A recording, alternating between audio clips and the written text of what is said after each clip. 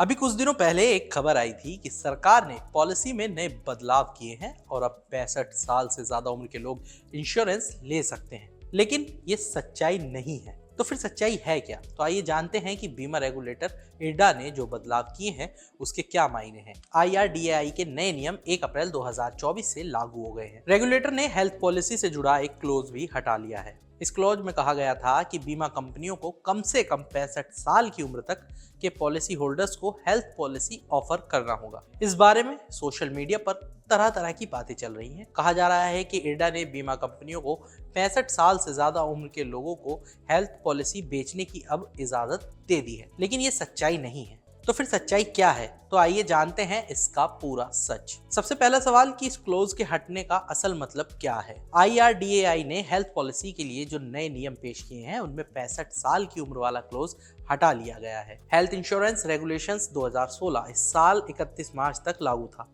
इसमें यह कहा गया था कि बीमा कंपनियों को 65 साल की उम्र तक के पॉलिसी होल्डर्स को पॉलिसी ऑफर करना होगा। इस क्लोज को हटा देने का मतलब ये नहीं कि IRDAI ने बीमा कंपनियों को 65 साल से ज्यादा उम्र के लोगों को हेल्थ पॉलिसी बेचने की इजाजत दे दी है। ये इसका कतई मतलब नहीं है। इंश्योरेंस कंपनियों के 65 साल से ज्यादा उम्र के व्यक्तियों को हेल्थ पॉलिसी बेचने पर कभी रोक थी ही नहीं। ये भी एक सच्चाई है जो शायद ही किसी को मालूम हो। दरअसल कुछ बीमा कंपनियां अपने कुछ रेगुलेटर हेल्थ प्लान 65 साल से ज्यादा उम्र के लोगों को ऑफर करती हैं। कई कंपनियां सीनियर सिटीजन्स के लिए खास तरह की पॉलिसी भी ऑफर करती है। फर्क ये है कि पहले बीमा कंपनियों को 65 साल की उम्र तक के व्यक्ति के प्रपोजल पर विचार करना अनिवार्य था। और एक सच ये भी है कि कंपनियां उम्र का हवाला देकर किसी प्रपोजल को रिजेक्ट नहीं कर सकती। सभी उम्र के लोगों की पॉलिसी के लिए प्रीमियम चार्ट्स तैयार करेंगी कंपनियां। अब बस फर्क इतना है कि 65 साल की क्लोज के हट जाने के बाद बीमा कंपनियों को सभी उम्र के लोगों के लिए अपने प्रोडक्ट्स तैयार करने होंगे। सभी उम्र के लोगों के लिए प्रीमियम चार्ट्स तैयार करने होंगे। बीमा कंपनियों के पास पॉलिसी जारी करने का फैसला लेने और प्रीमियम तय करने का अधिकार होगा। आमतौर पर सीनियर सिटीजन्स के लिए प्रीमियम बहुत ज्यादा होता है। 65 साल की उम्र का ये क्लोज हट जाने के बाद बीमा कंपनी ऐसे प्रपोजल को रिजेक्ट कर सकती है, जिसकी अंडरराइटिंग से ये संकेत मिलता है कि पॉलिसी इशू करना बहुत रिस्की है। सीनियर सिटीजन्स की हेल्थ पॉलिसी के मामले में कोई खास बदलाव नहीं आएगा।